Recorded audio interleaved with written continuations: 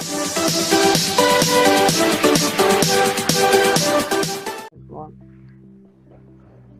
Assalamualaikum warahmatullahi wabarakatuh. Di sini kelompok kami akan menjelaskan tugas kedua mengenai algoritma dan diagram.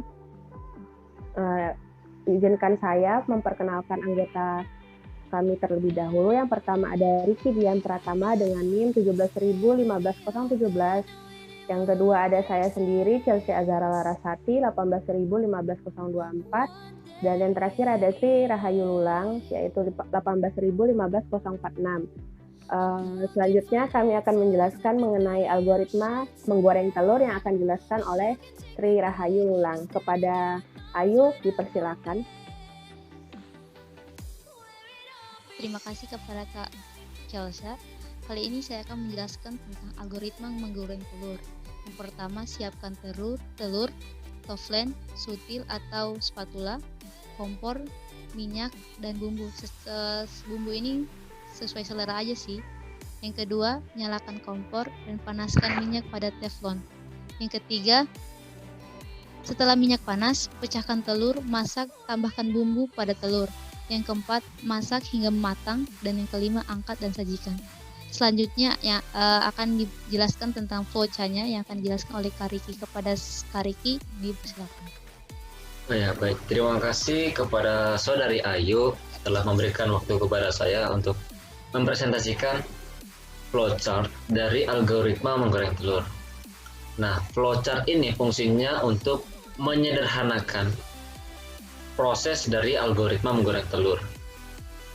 Yang pertama ada mulai.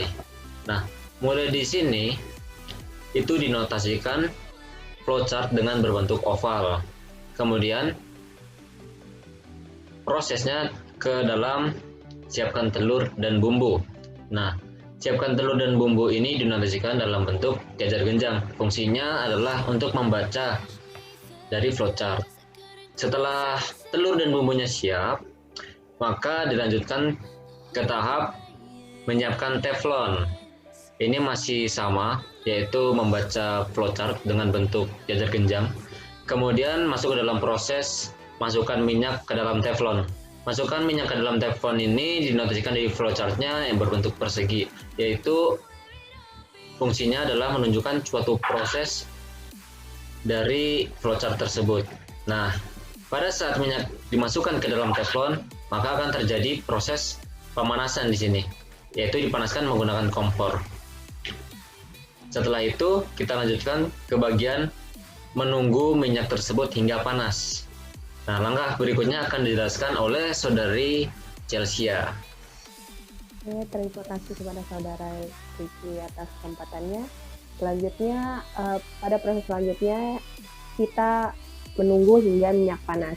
Nah, pada proses ini kita menggunakan belah ketupat dikarenakan jika kita masih merasa minyak tersebut belum panas, kita bisa membuka percabangan hingga kembali menunggu hingga minyak panas. Kemudian pada proses selanjutnya kita memasukkan telur yang sudah diberi bumbu.